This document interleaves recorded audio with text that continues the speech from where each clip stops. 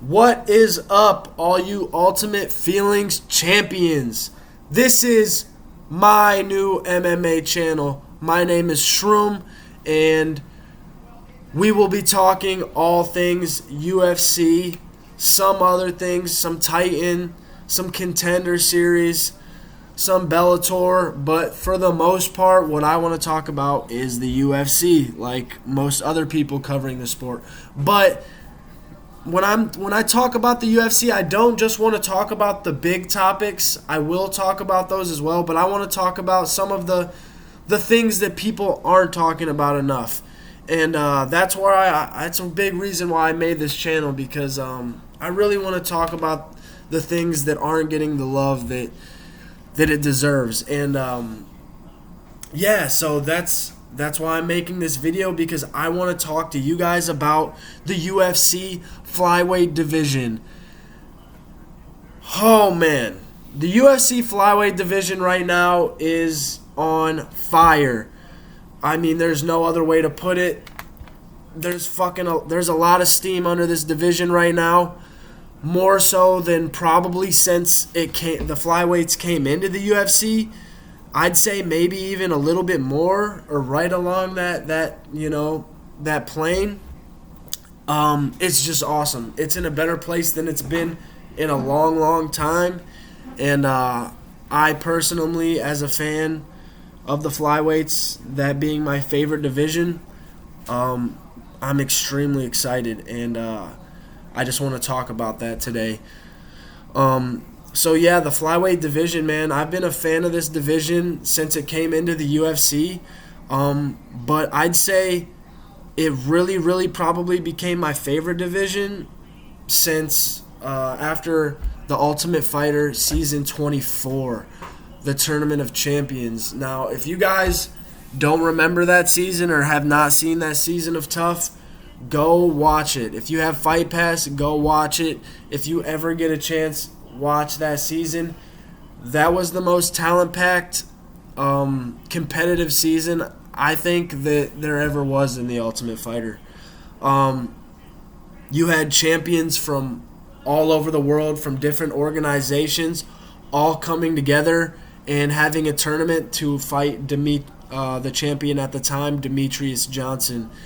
And man, it was awesome. That season was so good. I think there's still five, maybe. I think there's 5 fighters from that season still in the UFC. And there probably should be more, but some of those guys, some other ones that were on that season, got cut from the UFC about a year or so ago, when the UFC was trying to dissolve the flyweight division, which was a very sad time for a lot of us. So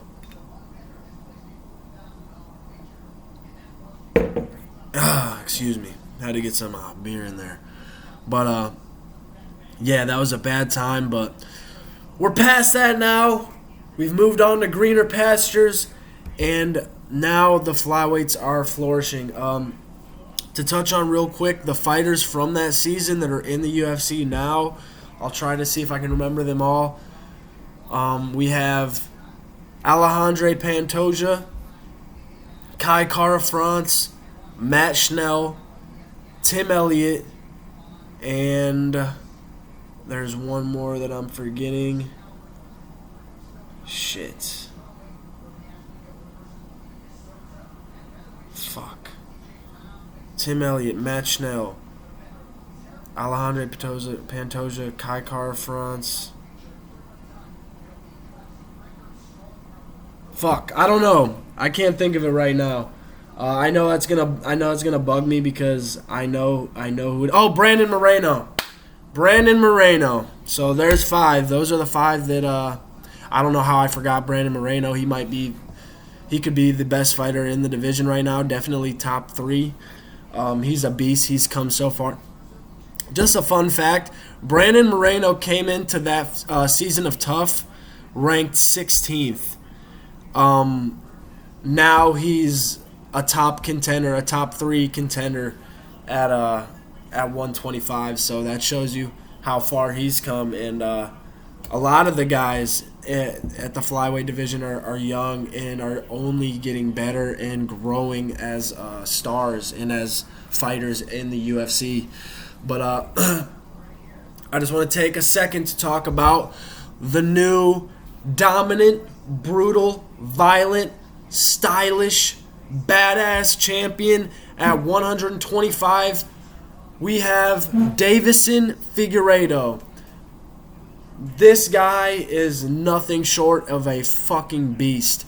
To all the guys and girls fans who are fans of the flyweights, we've been watching this guy for a while. I've known this guy is an animal for a long time. I knew he was going to be fighting for the title at some point.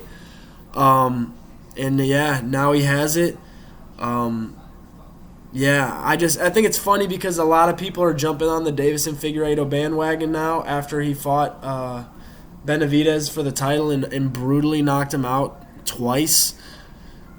So, yeah, us flyweight fans have known about this guy, so I think it's funny that a lot of people are just now hyping. They're super hype on him now. But this guy's been around. This guy's been a bad motherfucker, and I think he has an opportunity to hold that fucking title for a while. So we'll see what happens with that. But he's a marketable. I think he's marketable. I think he's funny. I think if he learns the English language a little bit better, he will really, really be able to blossom as a star. And yeah, I can see him, potentially really being a star in the UFC at some point because he's a badass, and I think we're going to be talking about him for a long time. But the flyweights are in a good place right now, man. We got that dominant champion. We have a shit ton of up-and-coming contenders, growing talent, new signees in the UFC that are looking to make big splashes and big names for themselves.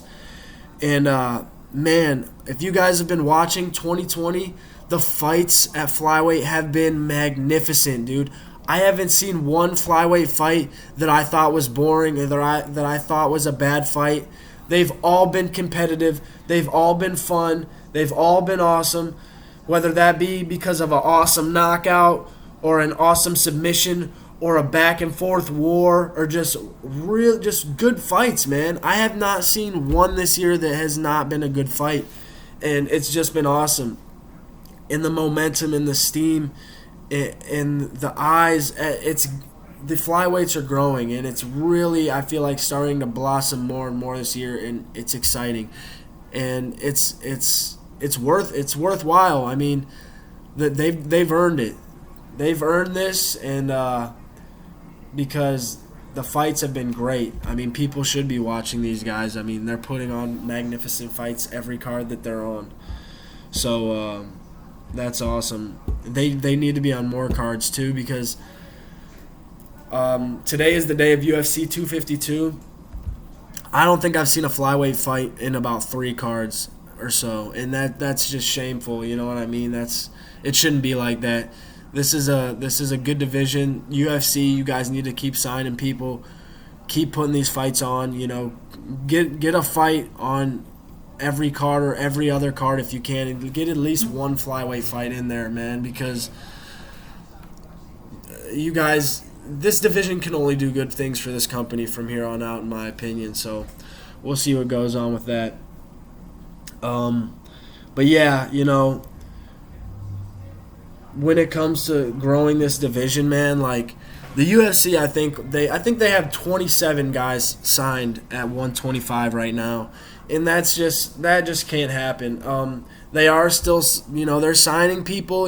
They've signed people in the recent months, and some good guys, but not enough. I don't know if they're still waiting it out to see if these guys end up helping the division grow or what's going on, but they need to keep signing people, keep growing this division, make it more competitive. Don't make it so top heavy. You know what I mean? With 27 guys, it's hard to really build off of that. So I'd like to see some more signees to come. which I think they do plan on because there have been some flyweight fights on the Contender Series. So we'll see what happens with some of those guys to see if they end up getting contracts or not. So that should be cool. But yeah, 27 guys. I want to talk about all of the upcoming fights right now that are scheduled so far at 125. There's some awesome fights, man. This is gonna be a good year, end of the year for these guys, and I feel like there's gonna be only more to come. First, I wanted to talk about this fight actually got canceled.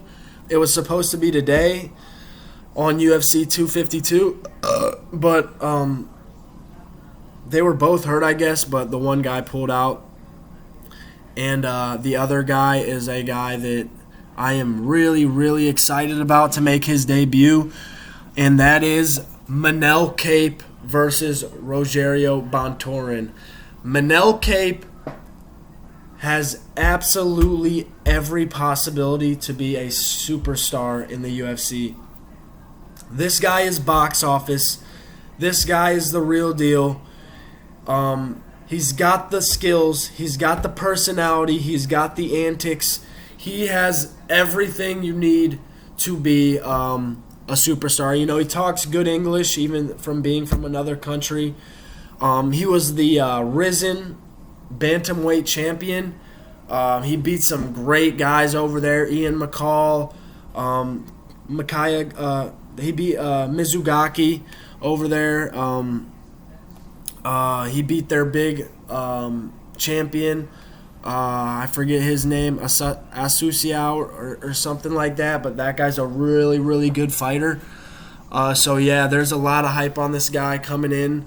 Man, his antics, I mean, dude, you just have to watch this guy. Go type in his name and go look up some of his previous fights, because this dude is slapping people in the face, pushing people's heads back, you know, when they're facing off, talking shit right to their face before the fight starts, you know, lunging at them, you know, just doing all kinds of stuff. And, you know, this probably sounds like stuff that a lot of guys do, but trust me, this guy is different.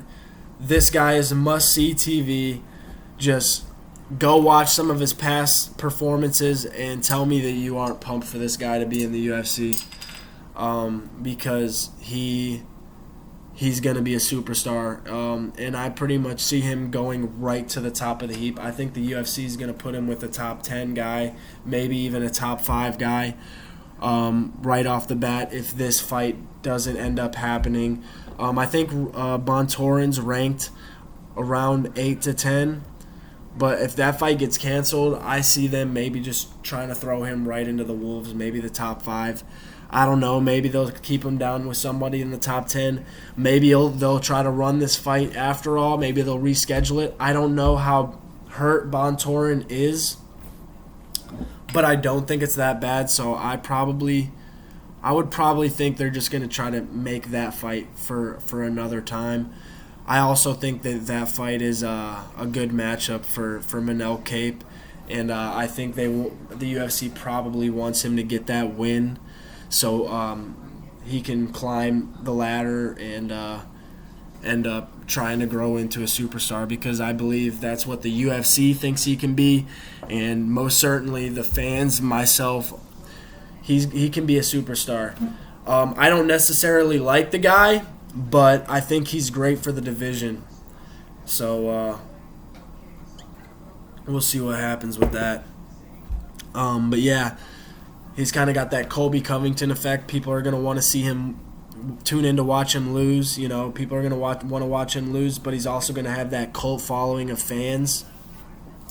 People are going to be tuning into his fights either way, so it's gonna be awesome. But so that fight's gonna be rescheduled probably, I would think. I don't know when, but hopefully soon. We'll see on that. Next we have some debuts. I think both of these guys are yet to make their debut. These are two. These two I really don't know much about. And I pride myself on studying tape for a lot of upcoming fighters, especially in the flyweight division or in other divisions that I have my eye on, or people that I have my eye on coming up. But I have not seen enough tape on these guys to even make a prediction. And that is Tagir Ulambikov and Bruno Silva. Now, one thing that I do know, Tagir Ulambikov fought Zaglis Zumagulov in their previous organization. And Zaglis is somebody that I'm high on in the UFC flyweight division right now. I'll talk about that a little later on. But they fought in the previous organization. I think Tagir Ulambikov actually lost, but there's really no shame in that because Zaglis is a beast, and I think he's gonna do good things. Even though a lot of you may know Zaglis actually lost his UFC debut, but pretty much everybody, most people that I've talked to, think that he won that fight, and I think that the first round he really came out with those UFC debut jitters, and he did not fight good in the first round. But after that, I thought he won the second and third round. I thought he won them pretty obviously, but he actually didn't get the decision. But I think the UFC will keep him around because he's definitely got the talent to do some things, and hopefully he bounces back because, like I said, I'm a fan of his, and I think he's going to do big things if he continues to build upon that. So, yeah, this Ulambikov guy fought him. Lost, I think, but there's no shame in that. I think that the UFC knows that, and that's why they brought him in. And they must think he's pretty good in some way because they brought him in. So we'll see on that. I'm definitely going to go back and study and watch some film on him because I'm curious to see what kind of fighter he is. And then Bruno Silva, I know absolutely nothing about Bruno Silva. I got to go study on him a little bit, see what he's all about. I have not had the chance to do that yet, but I will do that. Maybe I'll make a video talking about some of these up-and-coming guys that nobody really knows yet that have come into the UFC. Maybe I'll make a video talking about those guys so you fans know more about these guys. Next, we have two hot guys in the division right now, David Dvorak and Jordan Espinoza. This is going to be a awesome fight. David Dvorak came into the UFC with big expectations on him. Not going to lie, kind of disappointed a little bit in his first fight. I expected him to come out and dominate the guy, and it ended up actually being a really close fight. He got the win, but he did not fight up to his potential. I believe this guy has the potential to be very, very dangerous in this division. Didn't look so good. We'll see how he looks against Espinoza. Espinoza's been fighting the division for a while. Has some good wins. Has a couple so-and-so losses. But one thing about Espinoza is that guy's lightning fast, dude. He's a fucking speed demon. So he's going to be a real test for Dvorak. I think Espinoza is ranked somewhere around 7 to 10, maybe 11 or 12. Probably somewhere between 7 and 12, but he's ranked in the top 15. He's no slouch. So we're really going to see where Dvorak's at with that fight. So that should be good. Then after that is a huge fight. This whoever wins this fight's probably going to catapult themselves into the top 5. Top 5, top 6. They're definitely going to be in title talks after this fight, in my opinion. And that is Kai Kara France and Brandon Royval. Kai Kara France is a bad motherfucker. This dude is the real deal. I can see him fighting for a title at some point. He fights out of City Kickboxing out of New Zealand. Yes, City Kickboxing. Israel Adesanya, Alexander Volkanovski, Dan Hooker, just straight up killers coming out of that camp. That camp's got to be one of the best, if not the best, gym right now in the UFC. I mean, they got 2 champions, one guy who's right on the cusp. Kai France is looking at a title shot if he wins this fight. So, yeah, that's going to be awesome. Very high on Kai France. He's one of my favorite guys in the division. Like I said, he was on The Ultimate Fighter season 24. He has grown so much since then.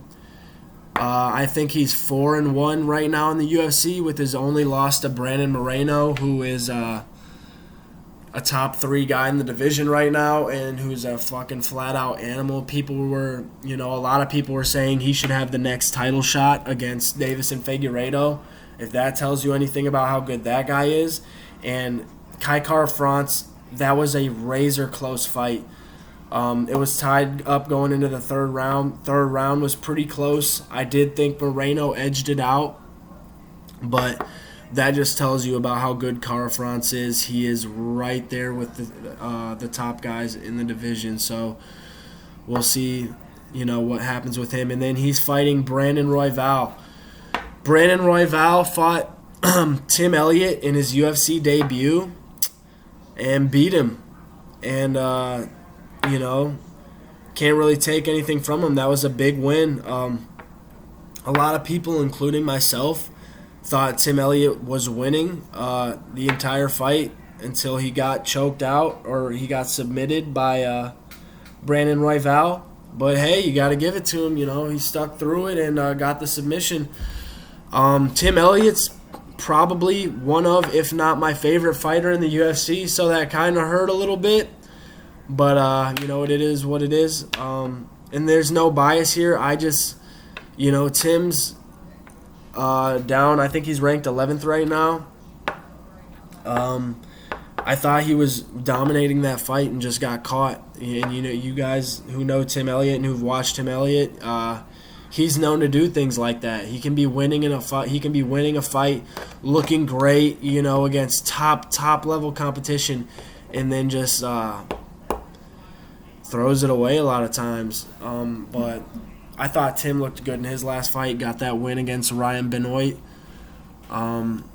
So I think that Tim Elliott's looking to make another run at the title, because I think he's got a lot left in the tank, and I think he looked as good as I've ever seen him in his last fight. So we'll see what happens with him. But anyways, back to the topic we were on, Brandon Royval.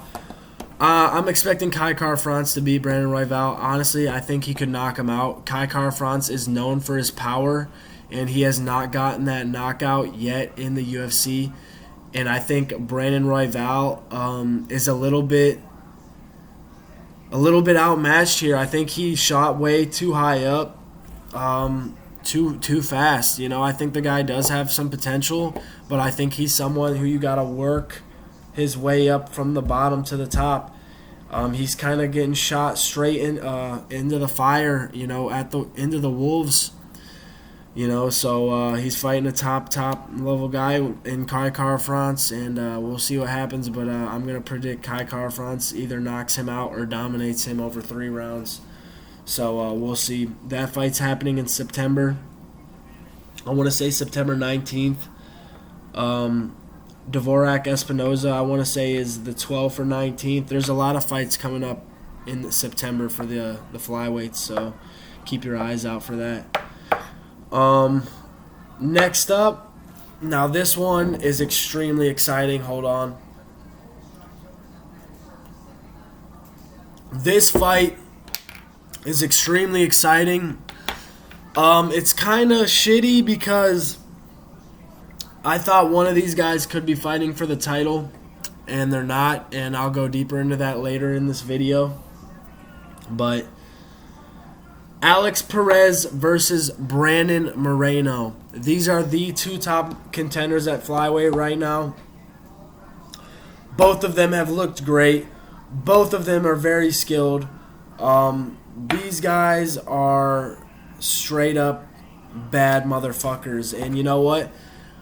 I'm not too upset about this fight because honestly, I couldn't decide on who I thought deserved the title shot when it came to these two men, because they both are equally deserving in my opinion. So honestly, this is kind of perfect because we'll know who deserves the title shot after this fight.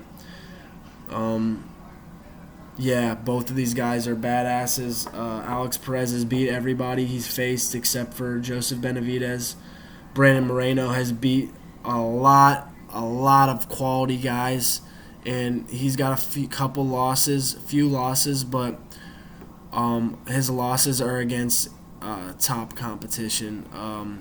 Alejandro Pantoja in a very, very close fight, who is a top flyweight right now, who was on The Ultimate Fighter as well, and they fought on The Ultimate Fighter as well, and Alejandro beat him on The Ultimate Fighter as well, but Moreno was beating him then. I thought it was a very close one last time. Those guys are very close match. Alejandro Pantoja has a bad style for Brandon Moreno because Brandon Moreno is a beast, and so is Pantoja, but I feel like Moreno should be able to beat him, but he hasn't twice, so. But he's looked like a monster since then, and he's beaten so many other people, so he is absolutely deserving of the title shot. So, or not title, but the top contender fight that they're in right now. So, we'll see what happens with that. And, yeah, so lastly, the last upcoming fight that I have to talk about. Now, this has been debated very, very much since it was first announced. Deiveson Figueiredo versus none other than Cody Garbrandt. Yeah, you heard me right. That's Cody Garbrandt coming down to 125. He has talked about it in the past. And yeah, he convinced the UFC to make it happen. So he's shooting right past all of the guys who have been busting their ass to get to that title shot, which I think is pretty fucked up. You know, but really, I have mixed feelings about it because it will put a lot of eyes on the flyweights, that fight. I mean, that's a huge fight.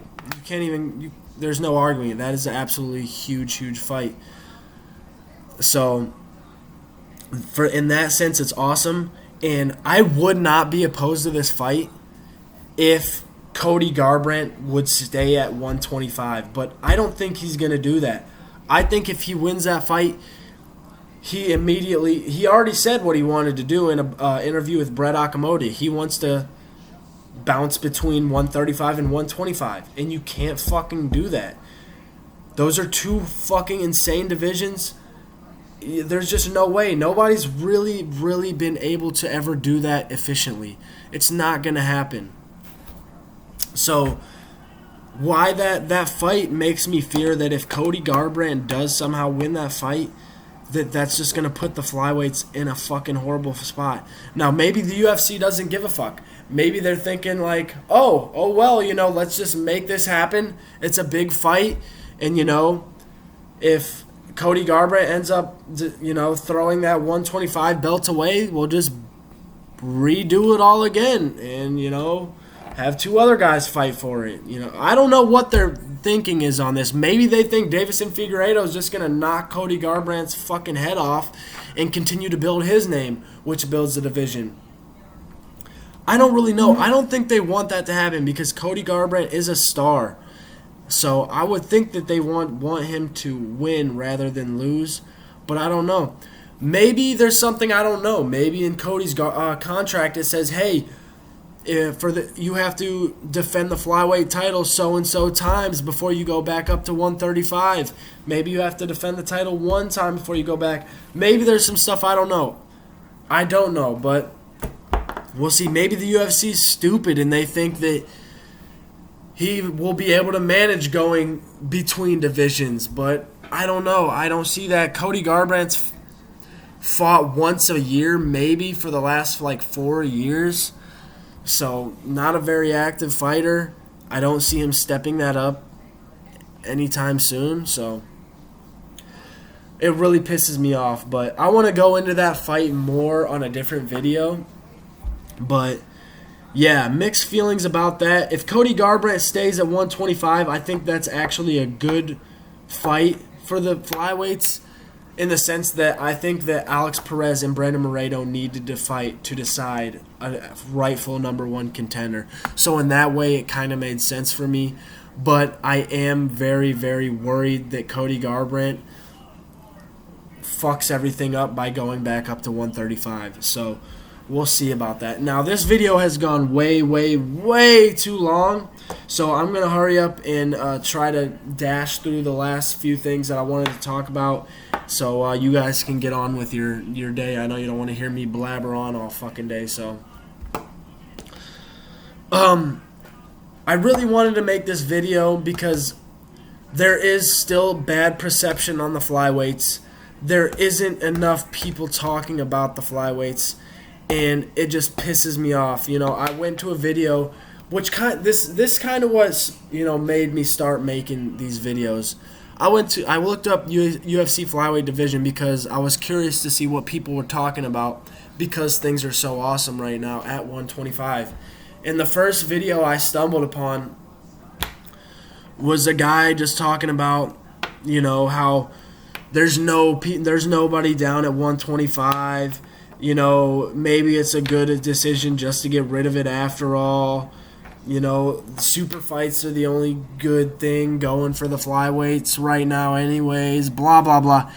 And watching this video just pissed me off. I wish I had the guy's name because I would fucking call him out right now on that video. But I can't think of the channel's name right now. But it pissed me off, man. It really made me want to make this video to, you know, show you guys, man. Like, shouldn't even have to show you guys. Like, the UFC Flyweight division is here. It's on fire. It's coming. It's blossoming.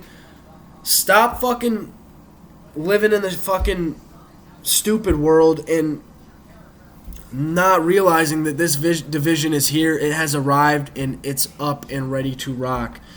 I just wanted to talk quickly about some more notable names to watch out for.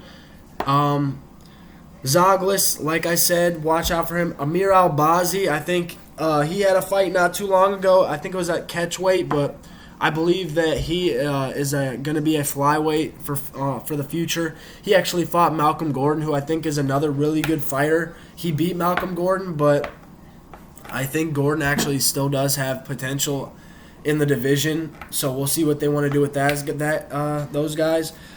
Askar Askarov, he's already thrown himself right into the top 5 of the division. The guy's looked great. I am really, really pumped for him in the future.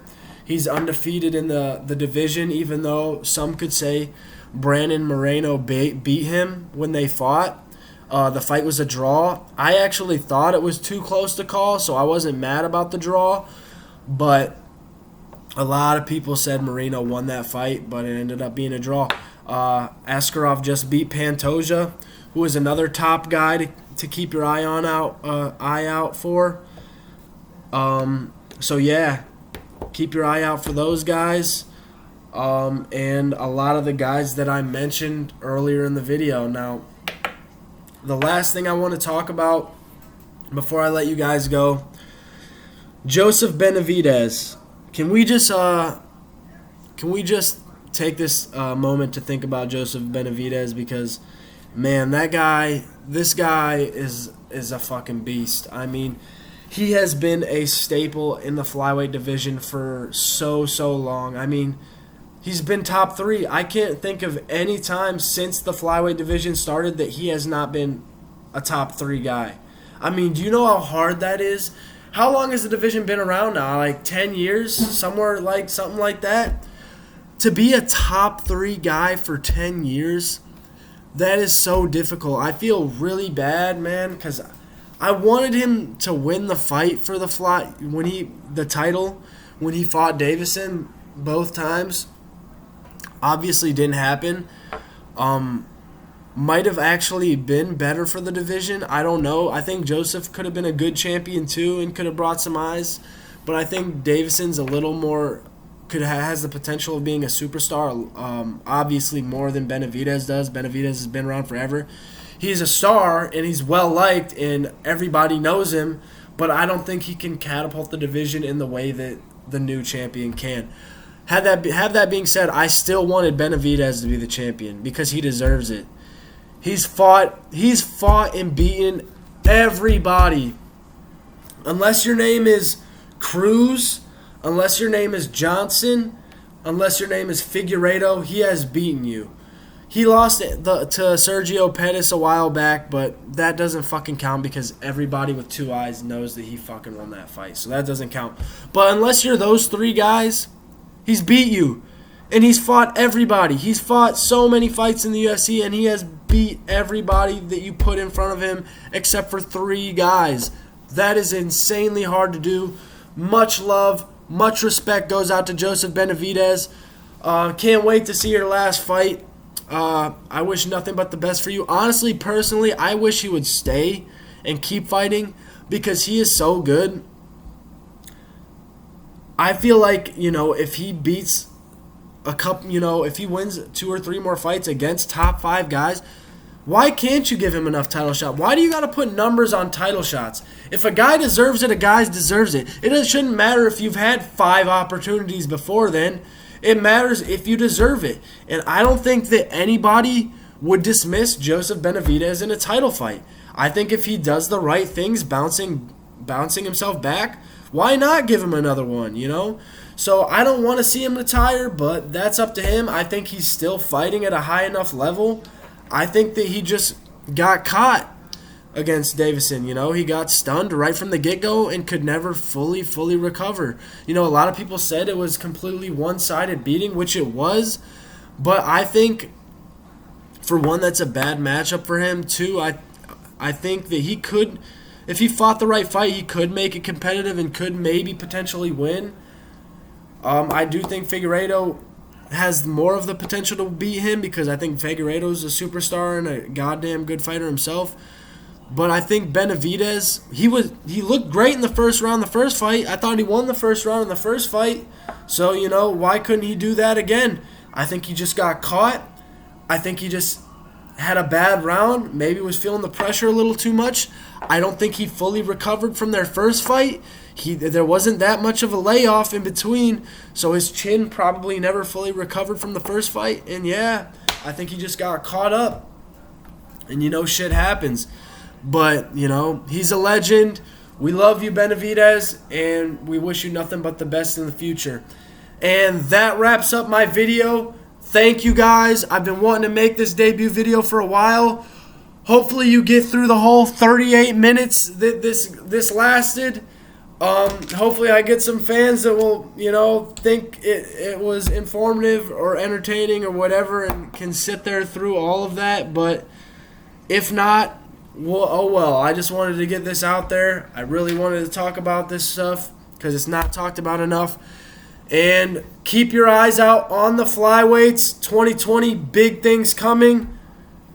I'll talk to you guys in my next video.